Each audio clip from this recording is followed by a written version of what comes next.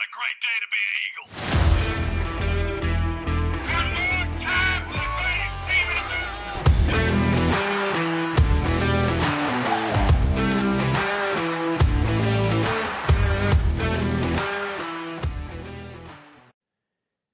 Eagle Nation, we're back. GATA Talk is back. Welcome to Season 8, Episode 1 of your favorite Georgia Southern football fan podcast. My name is Matt. Joining me, as always, is Statesboro's own. Has been doing it with me every season since 2018, Cody Anderson. Cody, how's it going, man? How was the off season? And are you ready for some football, brother? Yeah, I am definitely ready for some football, and the offseason has been full of ups and downs personally, but it has been good overall. But yeah, no, I'm excited to get back into it. I know our hiatus is a little bit longer than what we typically do. We always usually have at least 1 or 2 episodes to kind of break up the off season. But no, it was good. It was good to kind of get the break that I think we needed. And yeah, ready to hit the ground running and let's get going. Yeah, I mean, the 2025 college football season and Georgia Southern football season will be here before we know it. If you're joining us for the first time, welcome. So this, again, we've been doing this since 2018 in our 8th season now. This is a Georgia Southern football podcast. It's all we do. It's all we talk about. Cody and I are both avid fans, both proud alumni of Georgia Southern. And just started this as a passion project and want to keep it going. And the new addition for our returning fans, whether you've been with us since the start or picked us up along the way, is we have a video version of this now. So probably if you're listening to this, you're just for better or worse. Yeah, our beautiful faces. So if you're listening to this, if you have been listening to us for a while, you'll probably listen to it on Spotify or Apple or whatever. But we have a video version, and we are starting a YouTube by the time this is out. That will be created. So simply just search GATA Talk, GATA-TALK, or GATA Talk podcast, and you should be able to find that. It's going to have all the same branding that you're used to of the Georgia Southern helmet and the GATA Talk logo and all that good stuff. So if you're on YouTube, if you have an account, whether you listen to podcasts on there regularly or just consume other videos on there, we'd really appreciate your support. We want to obviously grow that channel. We're doing it to just diversify the platforms that we're on. Obviously, a lot of other podcasts in this space, not just in college football, but specifically in the Sun Belt, are on YouTube and have a lot of success there. So just want to make it, again, accessible, right, to anybody. And then, in doing this, using some software, shout out to Riverside, which I use for my day job. If they want to give me a free subscription, I'll gladly take it as a sponsor. But Riverside FM is going to allow us to not only record this, hopefully in pretty good quality for YouTube, but also clip a bunch of like the hot takes and stuff, because that's what you'll get here. If you are joining us for the first time, Cody and I do not hold back. If we have a bad loss, an embarrassing loss, if coaching changes are needed, we will talk about it. And we have talked about it. And so yeah, just excited for that, but expect a lot more marketing, a lot more promotions, saving on some of the post-production stuff on the podcast itself, using the software. But, this is our first run, so hopefully everything goes well. But yeah, look for, a lot more content on Instagram, because we do have an Instagram handle as GATA Talk Podcast. Obviously on X, Twitter, formerly Twitter, that's where we frequent the most. And we'll continue to do that and do like real-time commentary during games and things like that. But want to get more on Instagram, Facebook, where we know a lot of our fans are. I don't know about TikTok. That I'm too old for that. Cody, maybe you want to start a TikTok channel. No, I don't know about that either. I heard certain countries spy on you. Yeah, right. So, but anyway, so if you have a YouTube account, go there now. Stop what you're doing, unless you're driving, listening to us. Get to a safe space, and then go find us, like this episode, and go ahead and subscribe, because that's going to help grow the channel. Even if you still, like to listen to us on Apple or Spotify or whatever, that's fine. Continue to do that. Still like and subscribe all the episodes on YouTube, just to help us gain exposure, right? So with that PSA out of the way, Cody, let's get into it. So for this first preview episode, we done things a little differently over the years: offense, defense, preview, special teams, off-season recap. More to come. This won't be a one and done preview episode. We'll try to squeeze in at least 1, 2, maybe 3 more, probably 1 or 2 before that opening game against Fresno State. But in this episode, we're going to recap the offseason, which I'll say, was fairly quiet in the world of Georgia Southern, which is a good thing. Certainly things happened and we want to cover it all, good, bad, and ugly. But for the most part, especially compared to our peers in the Sun Belt, no major coaching changes, no major transfer portal, changes. Obviously, there's always going to be some revolving door there in the group of 5, but nothing crazy. Yeah. So just a couple things to talk about. Now, when you broaden that out to the conference, a lot of things, right? Yeah. A lot of new coaches, a lot of, star quarterbacks transferring out, obviously conference realignment. And we'll get into that with the exit of Texas State and the incoming of Louisiana Tech. So we'll get into all that in this.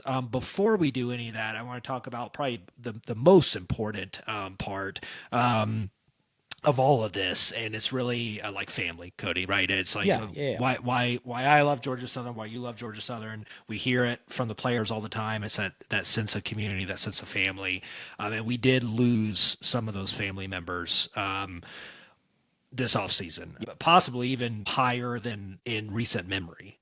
Yeah. Of some big losses. So we did lose a current player in Tay McKibbins, born in just 2006, which is crazy, Cody. After we graduated high school. After we graduated high school. So he was, I believe, an offensive lineman. I think so. Yeah.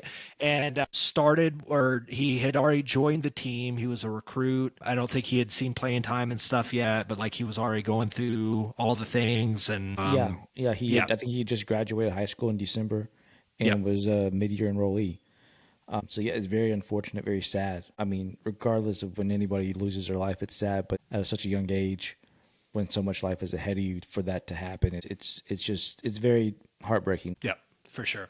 So definitely, thoughts and prayers goes out to the whole Georgia Southern family, but obviously his family and friends there. And then former player in Quinn Williams, defensive lineman, right? He died suddenly in what is reported to be just kind of like a freak accident, and that was in April. He passed away. So very sad news there. Again, he played. I don't have the years right off the top of my head, but while we were recording this podcast, he was a standout player for us, correct? And so also young, and just hate to see it. Yeah, I hate to see it. It's those two things. I know we mentioned that it's very quiet, but those are two very loud things that did happen over the offseason concerning the football program. And again, it does not matter, when anybody loses their life, is a sad thing for both these young men at such their young age and really the prime of their lives with so much future left. It's truly just a sad thing to think about. And so, our thoughts and prayers and sympathies are with their family and friends and obviously their teammates and football program as a whole. And then last but certainly not least, we lost, a pivotal part of the Georgia Southern family, which was Freedom, the bald eagle. This one particularly hit close to home for me because he started his Georgia Southern career. I know he was brought on, I think, right before we started school, but he really was kind of like in his not in his prime, but like he was doing his beginnings. It was the beginnings while we were in school. Yeah. During that Hatcher era, and that was when Freedom's Flight and stuff was a thing, and obviously we've been enjoying it ever since, and I'm thankful that I got to see one final run of him against Boise State last year. Unfortunately, the other home game I made it to, James Madison, it was too windy for him to fly, but just very thankful that I got to, experience that moment. And not much you can say there. I mean, icon, obviously, having a live mascot, having, endangered species, a federally protected species, and a bald eagle, not only represent your school, but represent it in the way that Freedom got to represent it, flying around the stadium, something that you don't see very often in collegiate sports or sports in general. Yeah, no, I mean, for us to have a live mascot in general is a rare thing across all sports. But to have one that was such a great ambassador for the school, for the program, for the community, and really sort of a thing that we could all unite behind as the symbol of America. Whenever he'd go out on away games, it did not matter if they were Southern fans or Nebraska fans or Florida fans or wherever he went to, everybody wanted a picture with Freedom. And Steve obviously was a great handler and had Freedom ever since they were able to get him out of Florida, where they rescued him from. And so that has just been a great way for the university itself to sort of spread its message and to really kind of honestly just connect with people with the university. And so it's just a very sad thing. It was just, he was so much more than just a flight 30 seconds a minute right before a football game. He was so much more than that, and to not have him is a huge loss for not just the football program, but the university and alumni as a whole. Yeah. Yep, couldn't agree more. And yeah, I'm sure there's going to be, plenty of tributes and things like that coming up this football season. In memory of him. Don't expect to see a replacement, I would think, this season. I don't know what you're hearing, Cody. I think obviously we have the Wildlife Center. Great facility, by the way.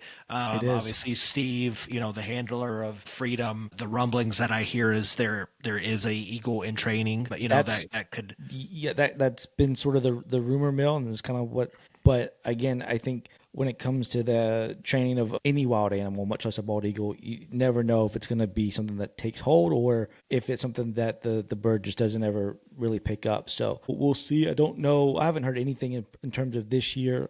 In terms of what they'll do, hopefully we'll have something in the next couple of years. Hopefully that'll pan out. But yeah, there'll definitely probably be at least for this year, a pause in any sort of flights for the football games, at least. Yep. At least for 1 year, if not more. Yeah, understandable. So with all that said, and obviously wanted to get that in its due because again, hate to see any member of Eagle Nation, fall. But yeah. But they'll live on in memory, and Cody, there's not really a good segue there, but but I guess we can let's jump to arguably the biggest news of the offseason, which I teed up just a little bit ago, and that was conference realignment. Not just solely affecting Georgia Southern, but obviously affecting the entire conference. So the dominoes started to fall earlier this offseason when we heard rumblings and rumors that Texas State was entertaining the idea of joining the new look Pac-12. Right. So of course the Pac-12 got completely gutted by the Big Ten and the Big 12. They were down to just the Pac-2, right, with Oregon State and Washington State. They backfilled with like most of the good teams out of the Mountain West. So kind of Mountain West 2.0, if you will. But they're trying to grow to like 10 teams and beyond, just to be sustainable in this new look college football world. So to do that, they basically had to look out east for them, which landed on Texas State, and Texas State entertained the idea, and it became official, and they will be leaving the Sun Belt after this season and joining that new look Pac-12. And Cody, so obviously left a hole in the West. I already teed up, of course, everyone knows now Louisiana Tech is filling that hole. We'll talk about them in a minute, but let's pause on that and let's just talk about Texas State. What hole does that leave in the conference, if any? Just what's your overall thoughts on that? Texas Good, size bad? Heartache. Texas. No, to me, if you look at the Texas State athletic program as a whole in terms of wins, losses, what they bring in terms of prestige to the Sun Belt, it's very underwhelming, right? Like I don't think they've ever won a conference championship. Maybe outside a regular season championship in basketball at one point, but it's not like they were winning championships hand over fist in football or baseball or really any sport, unless it's like something that not a whole lot of folks feel like track and field or something like that. But in terms of the big three of basketball, football, and baseball, they just weren't really players in it at all. So in terms of that, so we lose a mediocre team at best to the Pac-12. My biggest thing is wondering why is the Pac-12 interested in them outside of just trying to fill a spot and trying to have some sort of market in Texas. And that's the only one that they could get into. I will give Texas State credit that in the last 2 years, they've done a hell of a job marketing themselves and trying to make themselves out as best they can with their new head coach who has done some success there. I'm not going to take that away. The last couple of years, they've been a lot better than what they typically are. But again, they haven't. I don't even think they made it to the conference championship in either of those 2 seasons. They did. They won eight games last year. I think 8 games the previous year too. I think so. Again, I'm not trying to take away from what Texas State has done in recent years. They very well could be a program on the rise, but it's certainly not proven. And it's really just sort of a bet on potential of Texas and Texas money. Yeah, 100%. I mean, yeah, obviously football's huge there. They did have a healthy athletic budget in comparison to some other programs in the Sun Belt. They were up there. They weren't number one. I think James Madison is number one. Yeah. They were squarely in like top 5, I think maybe even top 3 as far as athletic budget, good facilities, beautiful football stadium, beautiful campus there in San Marcos. But yeah, like you said, on the field, on the court, all the playing surfaces, just kind of meh. Yeah. And let's not forget, while yes, they were only team in the state of Texas in the Sun Belt, and will be the same with the Pac-12, they were also the outlier, right? When you look at the conference footprint and you look at what Commissioner Gill has kind of built and Benson before him with the new look Sun Belt, it's all about regional rivalries. It's all about close proximity. It's all about, interest in fans of those schools, alumni of those schools, and people with really no rooting interest that can get rooting interest because, okay, these are 2 Louisiana schools playing each other, 2 Georgia schools, what have you. Texas State didn't really have any rivals, right? I mean, they were just out there in the middle of Texas, in between San Antonio and Austin, and it was a haul. I mean, it was a haul for us, for sure. Yeah. It was even longer of a haul when like James Madison or Old Dominion had to play them, but even for like the Louisiana teams and stuff, that wasn't like a close game, so obviously, I was never excited. We had to go out there and play them twice, I believe. Never fared well, maybe 3 times. Yeah. I think we ever beat them on the road? We beat them once. So, no. Twice. Twice. So in 2014, I believe that was Fritz's first year, we beat them. I remember that game because there was like a 100-yard touchdown interception that kind of sealed the game for us. That's right. And then it's either the first year of Lunsford or the second year of Lunsford. We had to go out there, and it was like a Thursday night game, and they were absolutely terrible. And we only beat them like 15-13. It was some really We always struggled. Yeah. It was 15-17 or something like that. Yeah. It was so weird score. Yeah. But yeah, we ended up winning that game. I think we kind of we were pissed off on the podcast. That's right. No, yeah. And then I don't think Najee Thompson saved the game with like a block punt. And I don't think we beat them since, right? Because we lost to them under Clay Helton on the road. Okay, on the road. I think we only played them one time. In 2020, was that on the road? Because there was the weird game also in 2020, or was it 2020 or 2019? Again, they were terrible. We beat them at home and beat them 40-38. Okay, there we go. That's the one I was thinking of right there. In 2020. Yep. Okay. So, and then we played at Texas State in 21 and won 38-30. Oh, that was the Cam Ransom. Was that the Cam Ransom game? Yeah, I think that was the Cam Ransom game. Because that was we were 3-9 that year. Yeah. Yep. Yeah, interesting. So yeah, no love lost there. We were never excited to go to San Marcos. Long road trip, especially for a conference game. We did beat them, but we've struggled, with them, played them on Thursday night and stuff like that. So, yeah, just from a pure logistical standpoint, I'm happy with it, of them leaving. Again, this isn't about Louisiana Tech yet. This is just about them leaving. No love lost is fine. Like it doesn't bother me.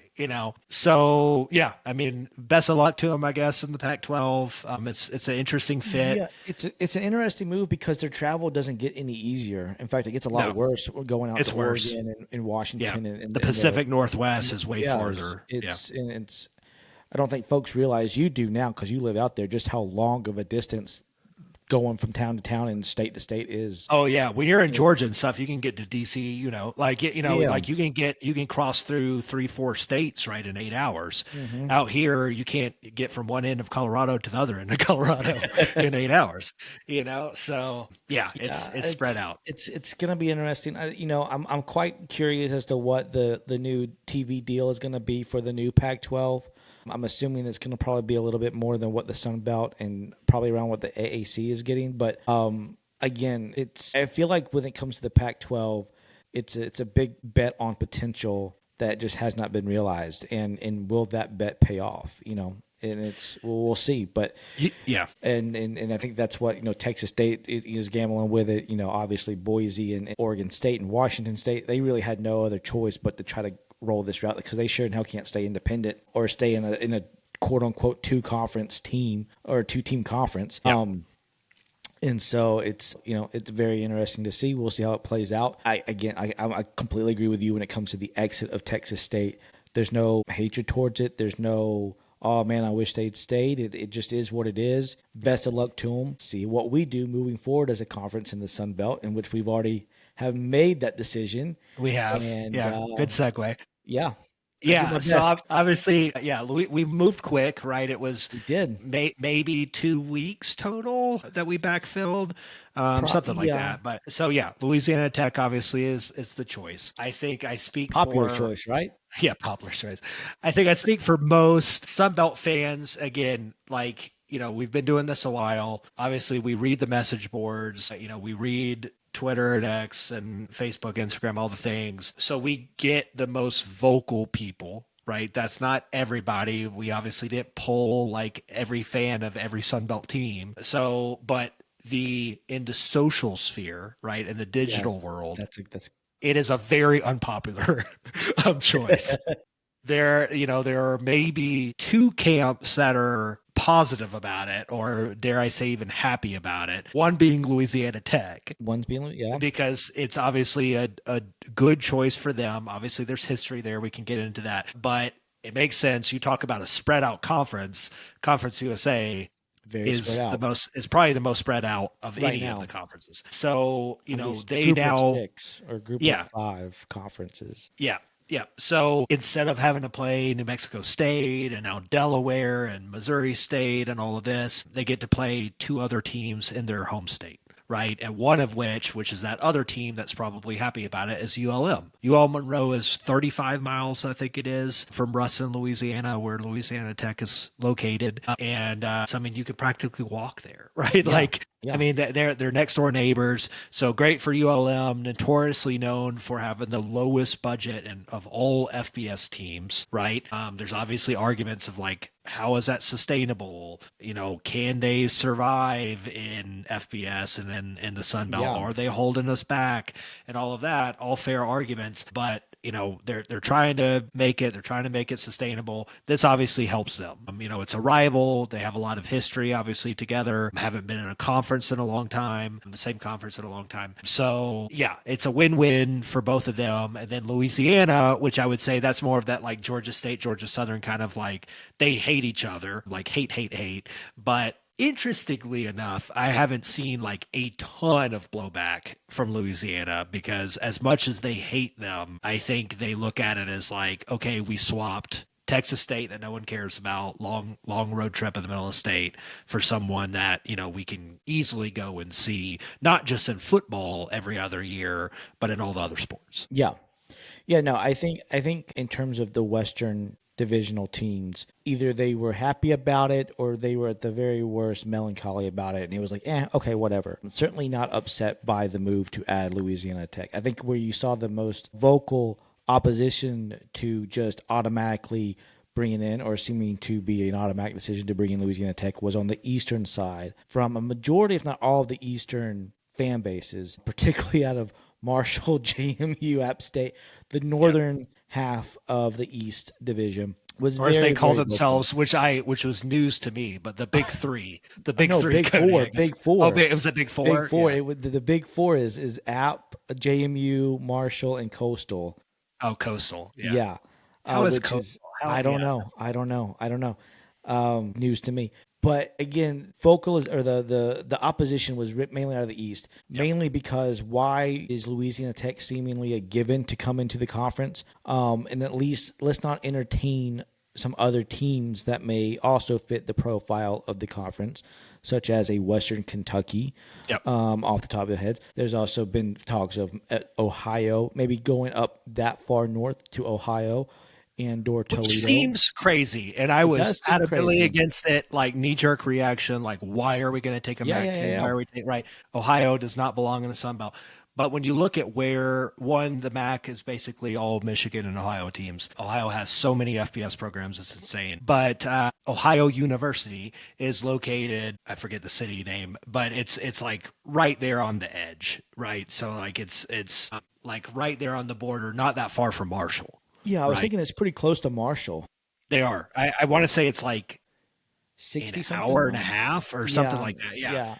They It's had a pretty pretty close. big rivalry when they were both in the MAC. And that it was a pretty intense rivalry. Which again, if I understand that argument, if you're a fan or if you're from one of those schools, particularly Marshall, JMU, Old Dominion, I get that as to why you would say, hey, at least let's just look at Western Kentucky or Ohio and not just make it a given for Louisiana Tech. So I get the argument. And we don't know if they didn't, to be fair. We don't. But it seemed 'Cause pretty there were- quick, though. I mean, And that's why folks It did seem didn't quick, seem- but then why did the rumor start of like Ohio? And there were some rumors of like Western Kentucky, but I would say like Ohio and I think those rumors didn't really come out until the fans started doing the blowback, and then it was like, okay, well, maybe we need to do some lip service here to make it seem like we're kind of looking at other schools. Because I guess that's my eventually they just question. Is came like, back to Louisiana Tech. did the fan bases speak that into existence, or did Or was it already going on? Yeah, or was that actually going on I don't behind know. the scenes? Who knows? But regardless of how it, how much the Eastern opposition was, it did not prevail. As eventually, I believe the vote came, and all presidents voted for Louisiana Tech to be added into the conference. In the West Division, which again, like worth pointing out, only FBS conference Sunbelt to still have divisions. Yeah. So that certainly was a consideration. It has to be. It has to be. Yeah. Because if you add somebody like Ohio or Toledo or Western Kentucky, you got to move somebody over. You're going to have to move somebody over. Are you gonna really? Let's say you move Georgia State over to the West. Are you going to kind of kill that Georgia Southern, Georgia State game every year, or how is that? I'd be fine with it. But like, I mean, that's the only logical one, like footprint wise. But do you switch it to north south, and then how do you break that down? And then is Arkansas State a northern team or a south? Like then they kind of get kind of in this weird because they're kind of way out there too. So there's a lot of logistics that's going on with how do you backfill Texas State? And you brought up a good point in the early conversations of this on X, and that is, do we need to backfill Texas State? Right. Yep. And so and that would be my choice, right? That, Yeah. So I mean, again, I'm not Commissioner Gill. I'm not in the meetings, in the conference rooms and stuff. But so I don't know.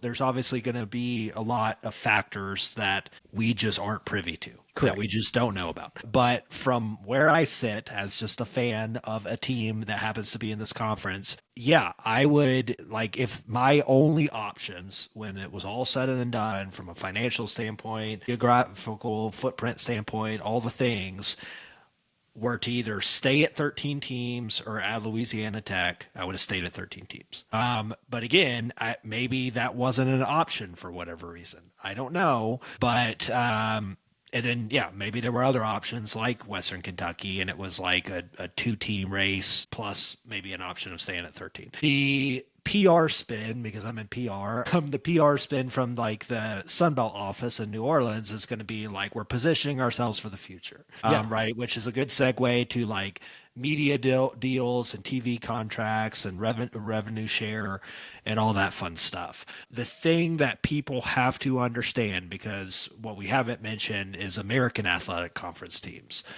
The Sun Belt looks very different now than they did when the media deal was originally signed a long time ago. I think I have the date here. Maybe it runs through 2031. I don't have when it was signed, but I know that the Sun Belt had just recently updated their media deal with ESPN. So I don't know, but not when I say recently, I mean like I think 3 or 4 years ago. 3 or 4, and what I'm seeing here, the current agreement that's in place today runs through 2031. Okay, and $2 million annually per school.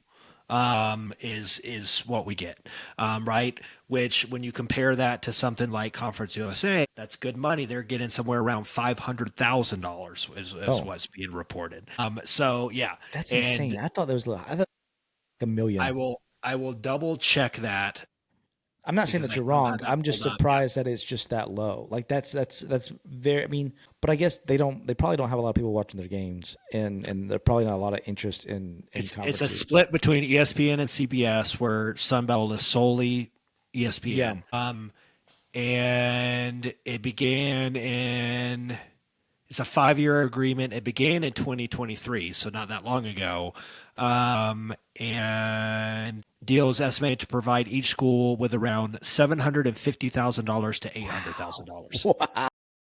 Right, kind of in the middle of what we were both saying. So again, if you're a Louisiana Tech, Western Kentucky, I Yeah. think you're No. doing everything right. Yeah. Yes, there's exit fees, which that I've heard was around like 5 million.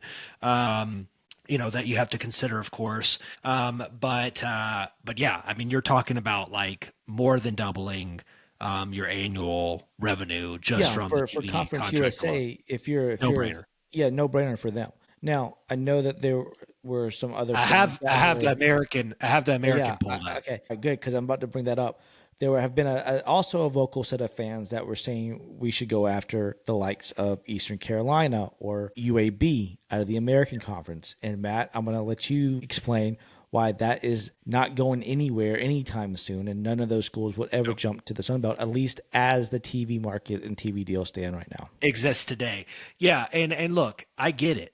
Like East Carolina, yes, they're on like the wish list, like pretty much everybody's wish list. You talk about like An footprint instant fit. fent, Yeah. baseball, football. I mean, Oh no man, brainer. they're so good. Good brand with like the purple and the Pirates. Yeah, great baseball program, growing football program, great fan base, strong attendance support, good facilities, all the things. Yeah. I get checks all the boxes. Gives, App State a natural rival there in North Carolina. Love it. The contract for the American Athletic Conference as it exists today, which again, that conference looks drastically different than it did just a few years ago because it got gutted by the Big 12, right? With the Big 3 leaving in Cincinnati, UCF, and Houston. And they backfilled it with lesser teams. Let's just be out like North Texas and FAU and UAB and things like that. So,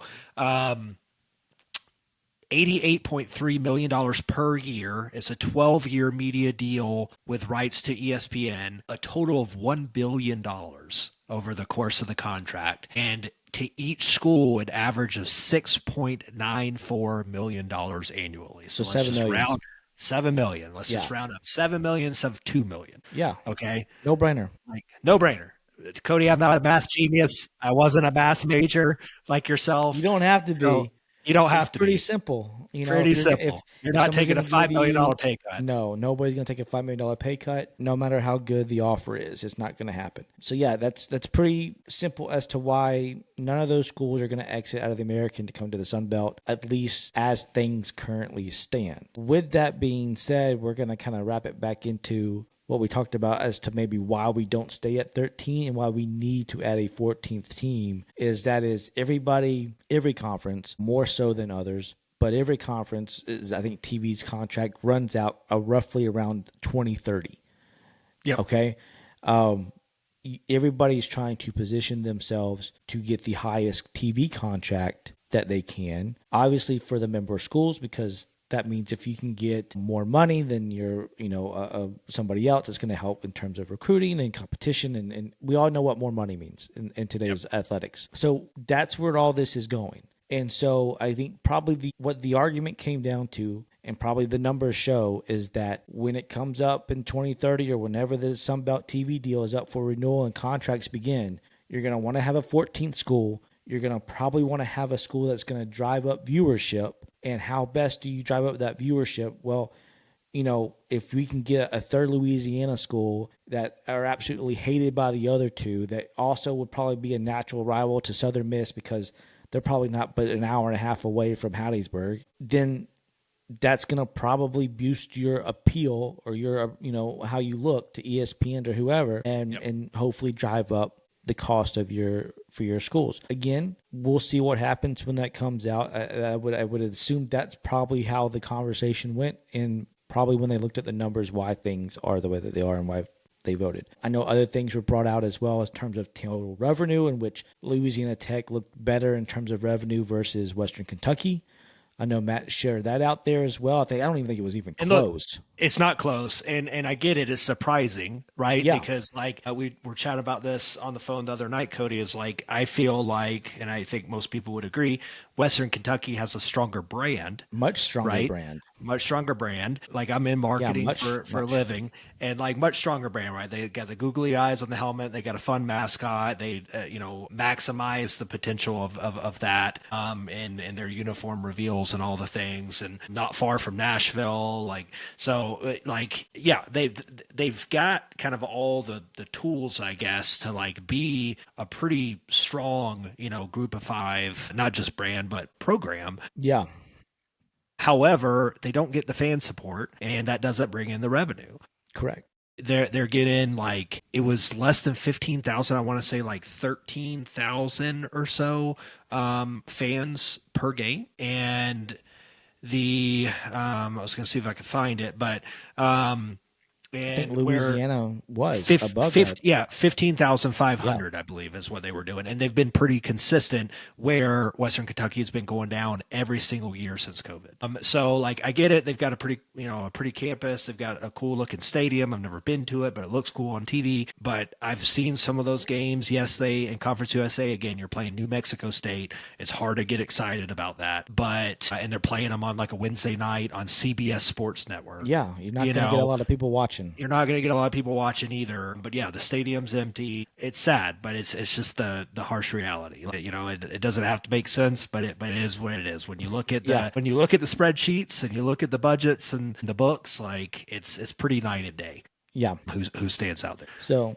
I think that's probably where everybody looked at and said, okay, well, it makes sense that we have to go this route. And I wish that there was a better way or better communication in terms of that to the fans of the schools. But obviously, presidents don't really answer to us. Commissioner Gill doesn't really answer to us, but they do have I do wish there was some better communication as to at least the process behind the scenes and why things are getting voted on the way that they are. But again, that's a whole different, segment, and I don't think we're going to discuss here. But no, I mean, is there anything more to add to that, Matt, besides to this? I guess overall, we talked about like our reactions to it, and like, again, you don't have to be excited about it. I'm not excited about it. I don't think Cody's particularly excited about it. We're not throwing a party. No, we're not throwing Louisiana a party. Tech, but like, it makes sense. It just does. So let's wait and see. We didn't really get into like how they are as a program. We obviously faced them back in 2020 in the New Orleans Bowl during the COVID year, beat the brakes off of them. We did.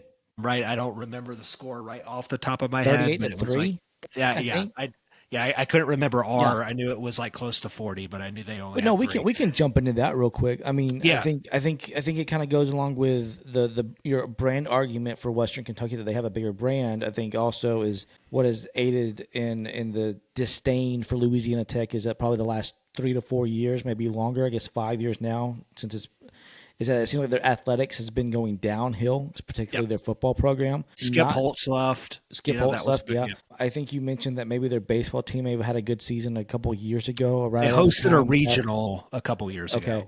Yeah. So that was either the year that we did or the year after we did, probably something around that time. And again, not really much in terms of men's basketball. I haven't really heard anything out of them. They do have very storied history in a lot of their athletics, going back to the 70s and 80s, with women's basketball being, I think, how many championships has their women's basketball team won? At least quite two a bit. 3, they were like a power. Yeah. Several Final Fours. They were a power in the 70s and the 80s in terms of that. Obviously, long time ago though. Yeah, a very long time ago. Their football program had a very famous alumni with Terry Bradshaw.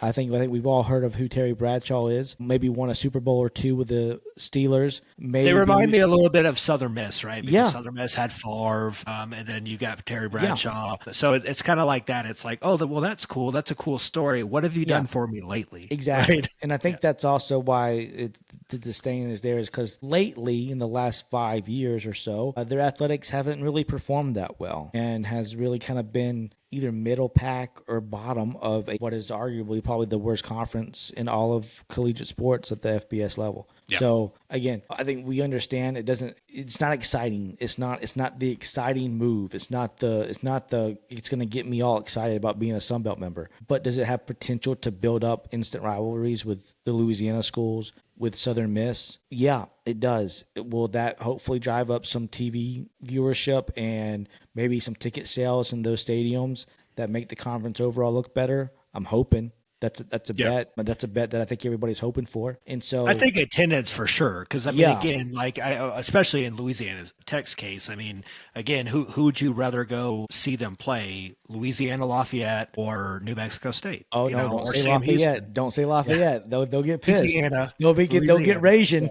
The Rages, the Raging Cajuns. Would you rather see that, or ULM, or even like Southern Miss, or would Yeah. you see them play Yeah. Missouri State or Delaware?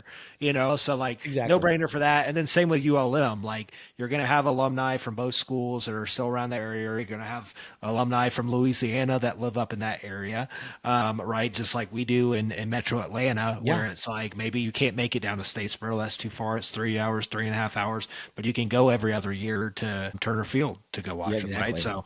So, you know, same kind of thing. So I think it will help attendance. And then outside of like fan bases, I think it helps too, because again, a random Wednesday night, Thursday night game, whatever on ESPN2 or you're up in Michigan, random college football fan. What would you rather watch? Like Louisiana Tech versus Louisiana? Like, you know, you can see it right there on the, on the that's gonna screen. have to Okay, be they're some probably sort a of rivalry. rivalry. They're in state, or Louisiana Tech and Delaware. You know, like no, I mean, yeah. so I think it's a no-brainer. But yeah, I know.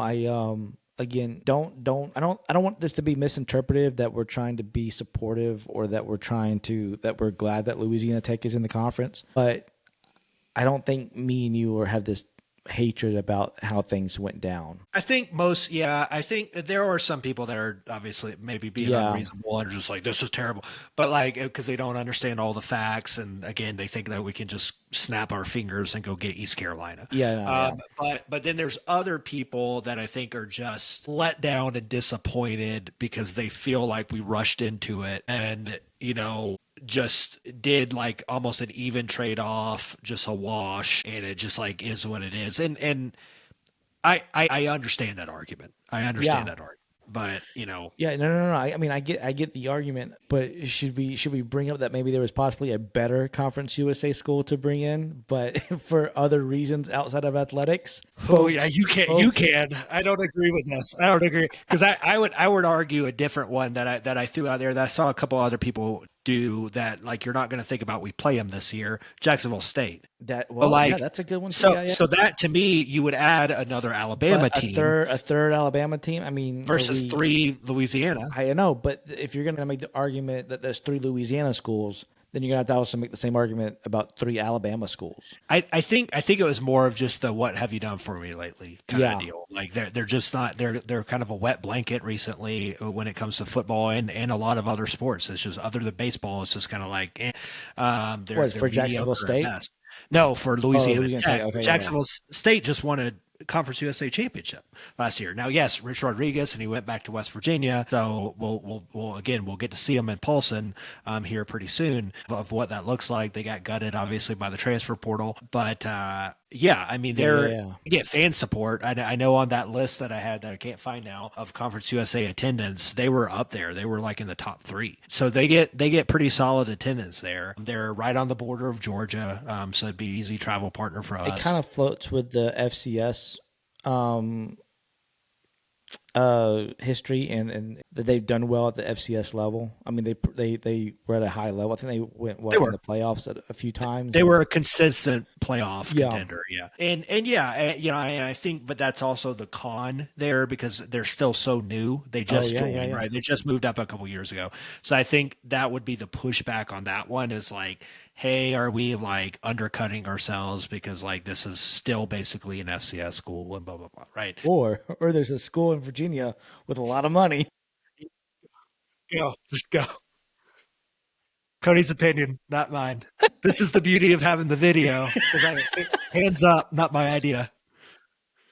No. Look, we're not going to get too much into it because I know that a lot of folks will get very heated and they have a lot of opinions about Liberty. If you haven't figured out the school that we're talking about, it's Liberty. I will say this, that I understand folks' concerns when it comes to stuff that happens outside of the athletic department, whether that's leadership, whether that's a private school, whether it's the fact that they are an online mill factory of college diplomas. And that seems to maybe put them at an unfair advantage in terms of donations and money and everything else, right? But if you're looking at just pure athletics, they fit the profile. They had a very heated rivalry with Coastal and the Big South days at the FCS level. They would be instant rivals with JMU, with Old Dominion, with Marshall, probably with everybody, because they would probably come in much more hated than what Louisiana Tech is coming in right now. And so I think and on top of that, their athletics overall have been better. Football has been better. Baseball has been better, as well as basketball has been better, which, again, is something else a lot of people haven't really talked about, is that basketball in this conference needs all the help it can get. Right now, we are a one-team conference. A one-team only conference into the NCAA tournament. We would like to hopefully be in a spot to where maybe we can get 2 teams in, but that's not going to happen anytime soon. No. Unless you start bringing in some mid-major programs that have some recognition and some backing and has sort of a little prestige to them. Liberty fits that. You have Liberty and JMU. You get a Hart Marshall team. Maybe we strike gold. I don't know what's going to take for our basketball program to ever get off the ground and actually compete. I don't know. But App State has had some good years. Yeah. So, Georgia State. How do I miss Georgia State? You have Georgia State that is. But again, I get a lot of the pushback and the hate for Liberty. I understand it. But if you want to just look at it strictly athletics, the regional footprint that they're in, we're already competing against them in terms of recruits anyway in all these sports. Why not compete with them on the field and just beat them and make maybe recruiting a little bit better? 2 main reasons. Not just my reasons, just 2 reasons that people are going to say. Number one, and again, depending on who you ask, they're going to rank them differently. Yeah. But number one of those reasons is they're a private school. So they would be the only private school in the Sun Belt Conference. Okay. They do have a lot of money. They can kind of move around that money differently. They can hide that money. They don't have to report everything. There's a lot of loopholes and stuff there. Because of the religious factor, right? Or just because of the private, the private thing. Okay, they don't have to answer to the same rules that public state institutions do. So that's always been kind of just a dark cloud over just private institutions in general. Okay. A lot, like the ACC has a ton, right? They got grandfathered in because they've just kind of been a part of it forever, Duke and stuff. Mm-hmm. But so that would be one. It's we're a conference of, and I know some people might be saying well, James Madison doesn't fit that. They actually do. I get it. They appear one, that they'd be a private school. They sound like they'd be a private school. Old Dominion sounds like it'd be a private school. It's not. They sound like they'd be schools with undergraduate student bodies of under 10,000 or even 5 to 7,000. Yeah. They're not. They're big student bodies. And yeah, so but this would be one that carries that private school name or stigma, if you will. Okay. Second is the religious factor. It is. So, obviously you get that with some private schools, but not all private schools are religious affiliated. Tulane, comes to mind. I think once upon a time they were, but they're not anymore. But obviously Liberty, that is the thing. That is what they are, evangelical Christian, funded, backed, put it in your face, like it or not. That's what it is. Honor codes, student things, a lot of the hypocrisy, a lot of the hard rules, a lot of the controversies and stuff that you see at other religious institutions, namely a BYU. Not really so much Notre Dame. You don't see a ton of that there, but so, and I would say even more so than BYU, but they've had a fair share of controversies. Obviously, their former president, and Falwell, right, part of that evangelical preacher family, he was a black eye on the institution because of some things that he pulled and some hypocrisies that happened under him on a boat, in a pool, on a boat, in blackface. Okay. Yeah. So but yeah. So okay. So those are the 2 main. Completely. All right. Understand that.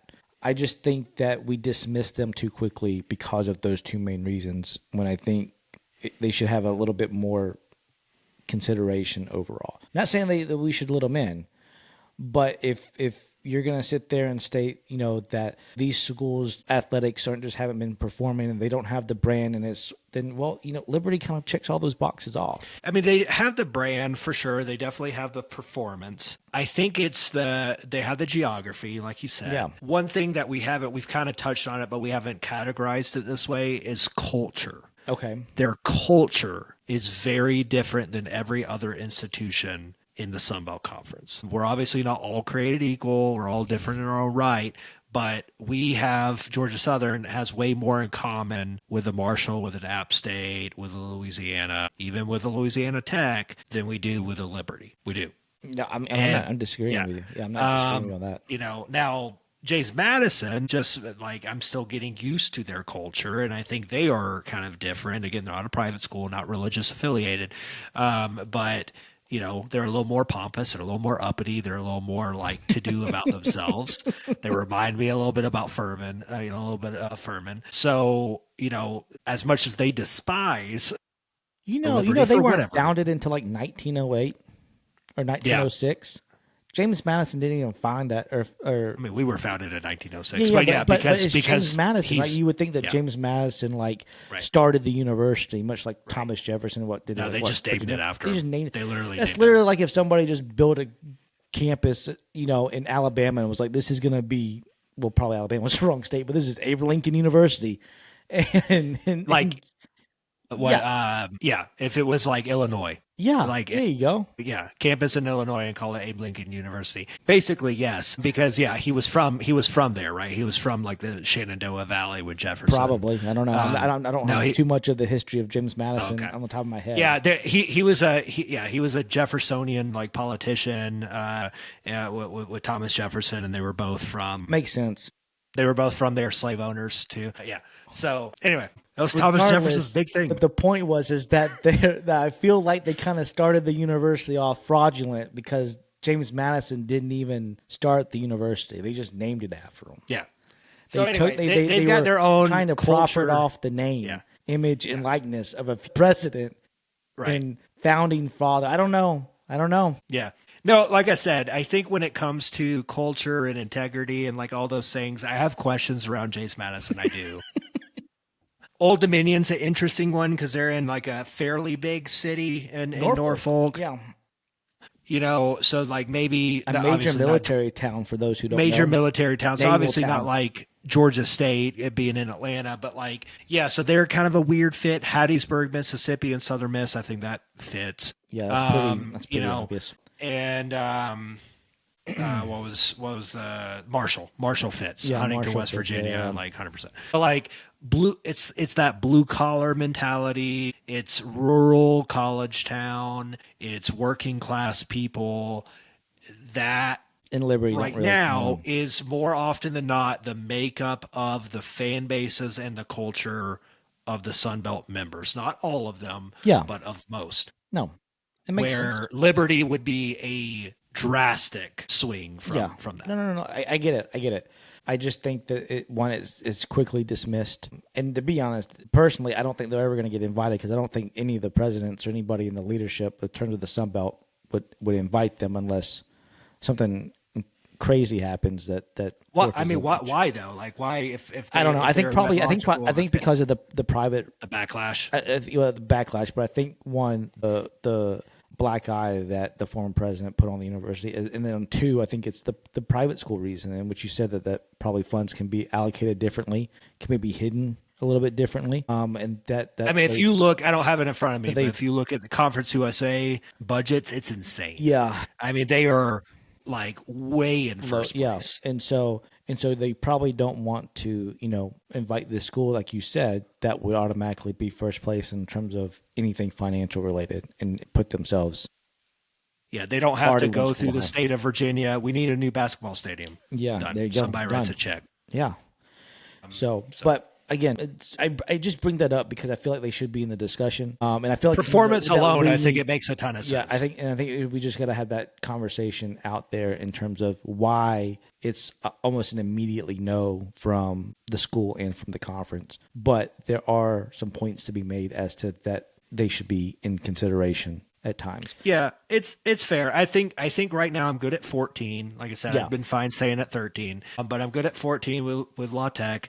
And then we'll just see, like, let's hold steady for the next couple years. Let's get through the next round of TV contracts and then see where everything lands. I can almost guarantee you that the American Athletic Conference deal will not be $7 million a year. Or if it is, or more than that, I think we'll see a drastic jump in the Sun Belt deal. Yeah. And if not, Commissioner Gill needs to be fired right away because no, I'm serious. Because like, again, the conferences are drastically different. You were paying $7 million a year for UCF, Houston, and Cincinnati. You weren't paying $7 million a year for Charlotte, North Texas. for UAB, Charlotte, and North Texas. You weren't. No. So, it's very, very different. You've got teams like East Carolina that are good, checks all those boxes, like we said, not necessarily like a huge revenue generator necessarily. So, like, I think they're still obtainable with time, and then, and then maybe some Conference USA schools like Western Kentucky, Middle Tennessee State, not super exciting there, but How big do you think the Sun Belt wants to theoretically go? I know they say that they're good I wouldn't for go 14, more than 16. 16. I think the 16 top. I think the top is 18. And I'll tell you why. Because you can put 9 in a division if you want to keep the divisions, and you have 8 games right there. It's just your divisional opponents. Then obviously you would have your championship game with whoever comes out of the other side. Yeah, so then you would add, we're even right now 7-7, so you'd add East Carolina in the East. You'd add Memphis if we could get them. I don't think Memphis. I think when it comes to the American, I think Memphis, Tulane, and UCF are gone. I don't know if that's to the Pac-12 or UCF's already gone. Or the ACC. USF. Yeah, I'm sorry. Yeah, USF, South Florida. Sorry. Whether that's to the Pac-12 or that's to the ACC, depending on what happens with Clemson and Florida State. Those 3 schools, I'll be very surprised if they are with the American Conference by the time 2020 gets here. So I think they're gone. If you do add any other schools, if we can get East Carolina, that'd be great. If you can pull UAB, that'd be great. If you can pull probably, I'd love to get a Florida school. Florida Atlantic.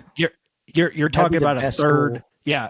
Well, I would do Florida Atlantic. I wouldn't do Florida International. Yes, it's far away. I lived in Florida for 10 years. It's a long state.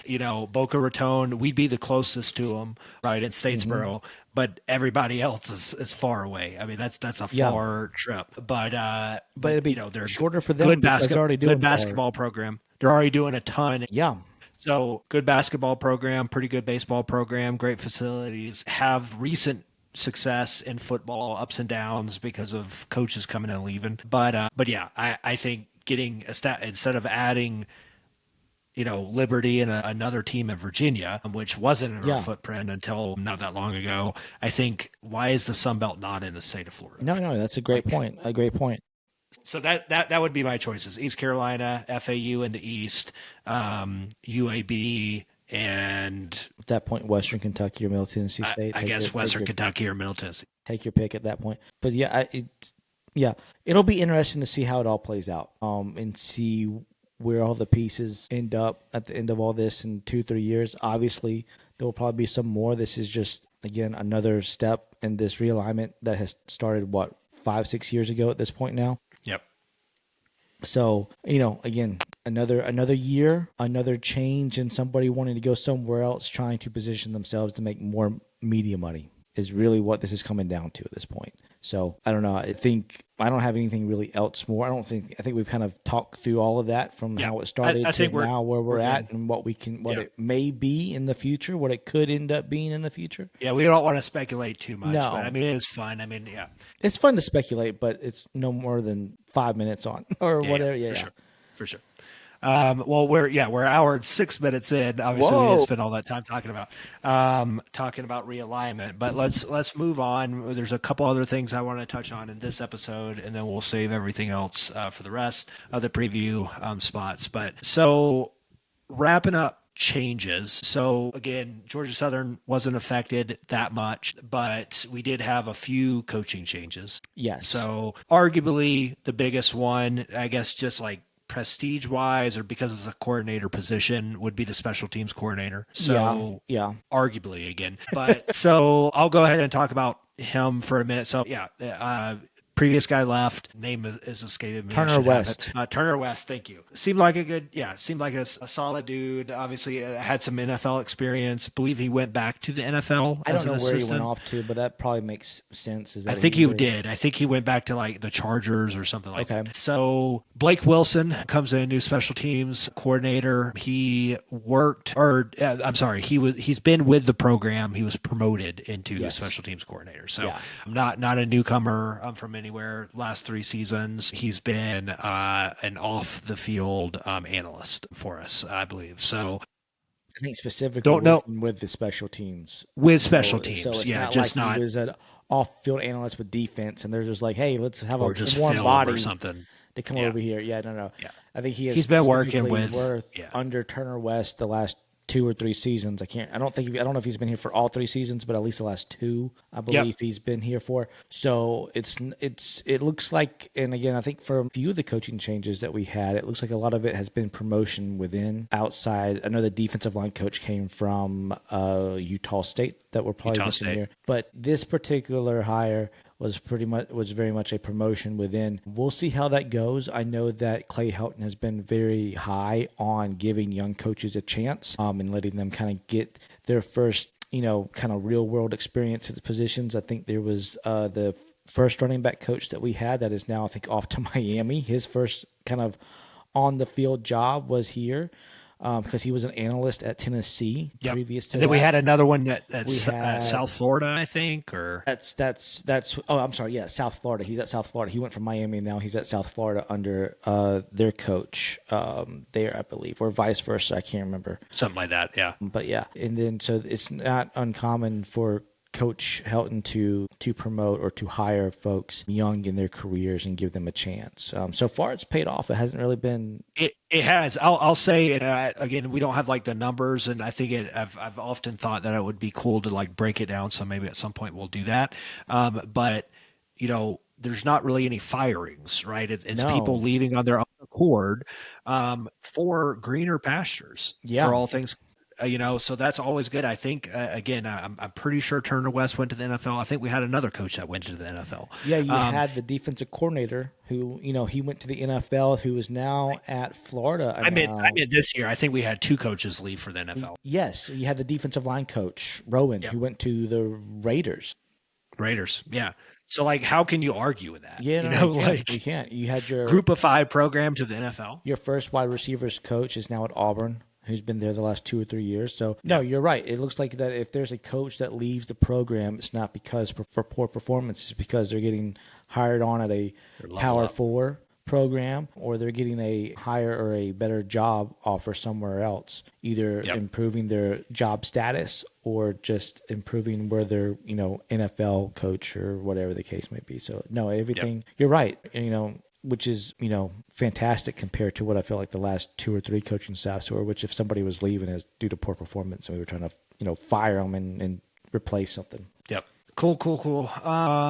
So you mentioned defensive line coach, said Douglas, Utah State.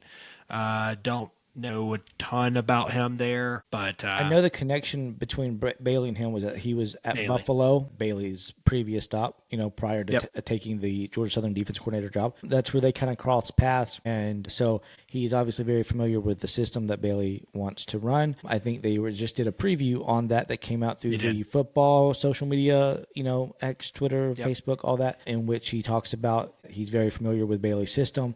That was something that he didn't really need to have a learning curve at all because he knows it, which allowed him to help jump in and coach the guys and kind of jump into spring ball. So we'll see how that works out. I felt like the previous defensive line coach had really kind of molded himself really well here. I mean, you look at where the defensive line was 3 years ago in his first year compared to what it was last year. I felt like it had taken huge strides. Yeah, I felt like the recruiting at that level Or that position group had improved greatly as well, and that we had depth there. You had rotational pieces, and I think he is stepping into Coach Douglas into a good situation. We'll see if he can take the mantle and continue to move forward in that group and continue to raise the bar there. So we're going to need that position group if we're going to actually want to win football games this year, let me tell you. 100%. And one of the things that stood out to me in that interview was like his mantra or mindset of just like violence. Like that came up a lot. That he was was like, good. I just want them to just get out of, like, I want them to be violent. I want to have the reputation that these, I don't want to go up against these guys because they are just going to fight, they're going to just out physical us and stuff. And you hear that a lot, right? That's like a I don't know. cliche. I read that and I wanted to punch a line. wall. I wanted to be violent. No. What I was going to say was like physical. We want to be physical. We want to be blah, blah. We want to have, but you don't really hear a lot of coaches be like, we want to be violent. Yeah. Like we want to like punch them in the mouth. I wanted to put up some new drywall. Yeah. Dude, Kool-Aid man. Oh yeah. Yeah. So yeah, I mean, I agree. Yeah. And it really is. I mean, that's the key to that position group is just like be physical and just get after it. You gotta be meaner. You gotta be meaner than the person on the other side of the ball or other side of the line. Yep. So cool. And then what else? We had a couple of more coaching changes. One that stands out, Anthony Beck II, obviously standout punter, a former punter for us. He's a assistant special teams coach with the Specialist this year. So good. Good for him. That's good. Great opportunity. Obviously, probably still knows some of the guys, some of the older guys from his time here. Was a sideline analyst for the Georgia Southern Sports Network. Did a great job with that. Yeah. Obviously knows the punting position, but knows the other ones as well, kicker, holder, all the things. So that'd be a good one. Who else? I think those are the big ones. I know that I think we had a coach leave for Tech. I think like the linebacker coach, either linebacker or defensive back, one of those two jobs. I can't remember which one. So Alex Zettler joins as an assistant safeties coach. He joined in January of 2025. Okay. So this January, he was after spending one season with the Texas A&M football program. Is that the linebacker coach or no? No, he's an assistant safeties coach. Who's the linebackers coach? Linebackers coach. Assistant is Drew Gaither. Alex Garwig. Experience at 5 Power 4 schools. Serves as linebackers coach. Comes to Statesboro in 2025 after working at Texas A&M. There's the connection to the assistant and Duke under defensive mastermind Mike Elko, which we know. Which is where Bailey, he's from the Mike Elko tree. So there you go. That all makes sense. There's the Rolodex, coaching Rolodex. All right. So I can't remember who the coach was that was in that previous position, but obviously I knew that they went to Georgia Tech. I think they take over the same position there. I think the linebackers coach or possibly defensive backs coach. For some reason, defensive backs keeps coming up in my head, but I can't for the life of me think why. And then we also have the inside receivers coach because mentioning Jacksonville State earlier, their offensive coordinator was our former inside wide receivers coach and tight ends coach, who had to be replaced. And I don't know if we have the name of that coach either. I think you just had mentioned it or had just talked about it. Inside receivers is Damian Willis. Okay, that's a new one. Clint Trickett's. Yeah, correct.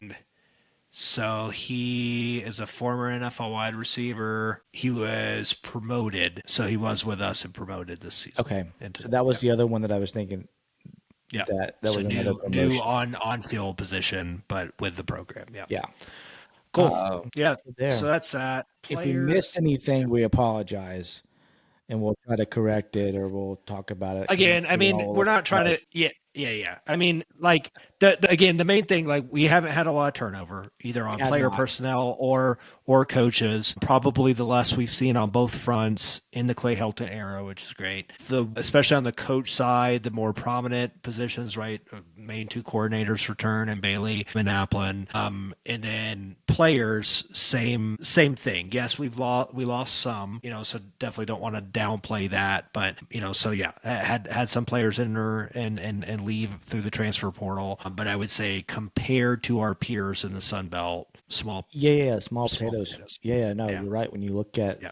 the likes of Coastal, who went through 2 coordinator changes, you look at Georgia State, who went through 2 coordinator changes. App State and Marshall went through completely new coaching changes there. JMU, I think, went through a defensive coordinator change. Old Dominion, I believe, stays the same. I think they may be the only one in the East with us that has stayed the same with their head coach, offensive coordinator, and defensive coordinator. You look at the West side. I'm not too familiar with the West. I know, obviously, Southern Miss. That's a big one. They have a new coaching change. You got Arkansas State. I think they probably, I don't know about them. Texas State, I'm unsure about. Louisiana, yeah, I'm not too familiar with for the Western teams outside of Southern Miss because of all the stories that involved around Southern Miss, which is probably the second biggest story out of the conference, with them hiring Coach Huff and all of that between Marshall and Southern Miss.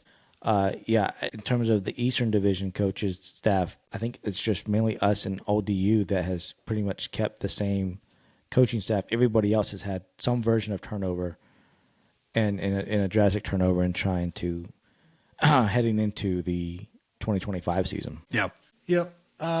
Cool. Well, I mean, I think so. The only other thing we could either do a quick run through of the schedule, Okay.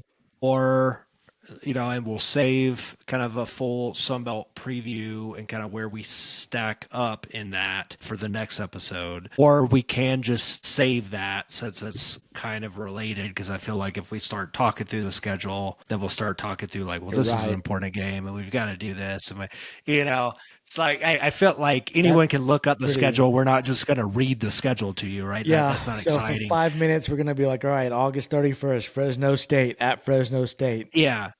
Right, exactly. And again, it's an off-season recap, and yes, that was one of the happenings that happened in the off-season. So, I guess the main standout there is that we don't know before that schedule release is who we face out of the West. Yeah. So that's going to be Southern Miss and Arkansas State. But you already kind of teed up like the Southern Miss stuff of this like Marshall 2.0 and all that. So we can get more into that in the next episode, and that is on a Thursday night too at Paulson.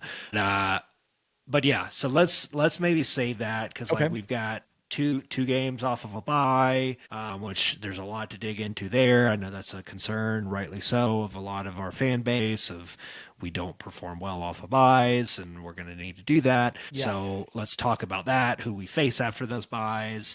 They just so happen to be coming off of a bye too, so that's interesting. So yeah, let's do that. Maybe we start the next episode with that schedule breakdown. Then we can transition into like broader, who are the opponents that we don't play that might make a run in the West. Obviously we play everybody in the East, but then break down like the East and like how many horses are in the race, right? Like who are the legit contenders who can like throw a wrench in things, all that. We'll start the next episode with that. Then we'll get into a further breakdown of our team and see how far we get.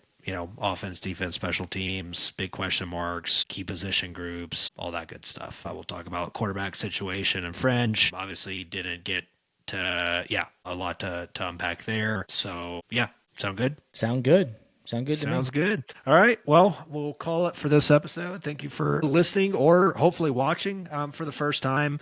Again, find us on YouTube, like this episode, go ahead and subscribe, leave a comment, all the things that like helps the algorithm. We just want to grow that. And again, if you want to then go back and continue to listen to us on Apple and Spotify, that's fine. But just want to widen our reach and get out there on more platforms. Look forward to seeing us more on Instagram and Facebook and more diverse content on X with video and of Cody and I's beautiful faces with some of our hot takes and whatnot. And but if we do this regularly, you think William will send us some hats to just highlight throughout like a different hat every week? I mean, we can. We're also always looking for sponsors, so that's a good plug for that. If you have a local business, especially in the Statesboro or greater Savannah area, please reach out. You can reach us at GATA Talk Podcast at gmail.com. Man, you had a great voice for that. Yeah. But yeah, or DM us on any of the socials. We are, yeah. And, we have had a sponsor in the past. And we appreciate them and Cane Cut Tools and, yeah, but certainly open to exploring options there. Yeah. Business in Statesboro, Savannah, even Atlanta. We want to work with alumni, not just like random things. We don't want to take out like random ads and stuff. We want to find a good fit. So if you'd like to, shed some awareness and promotion around your local business and you think we can help, reach out. But everyone else, continue to spread the word. Like we try to say in every episode, outside of just the YouTube stuff and all that. Obviously, follow us on your listening platform of choice, Spotify, all that. If you don't already, give us a 5-star rating on there. That helps tremendously too. But just tell your friends, tell your buddies, tell your family members, your cousin that goes to Georgia Southern, whoever it is, niece, nephews, like spread the word about us. We want to continue to grow. Again, been doing this for 8 seasons now and want to do it for many more. But we know there's a lot of fans out there that would enjoy this content and bleed blue just as blue and white just as much as Cody and I. So with that, Cody, we'll end it as we always end it, and that is with the greatest saying in all of college football: Hail Southern. Hail Southern. Man,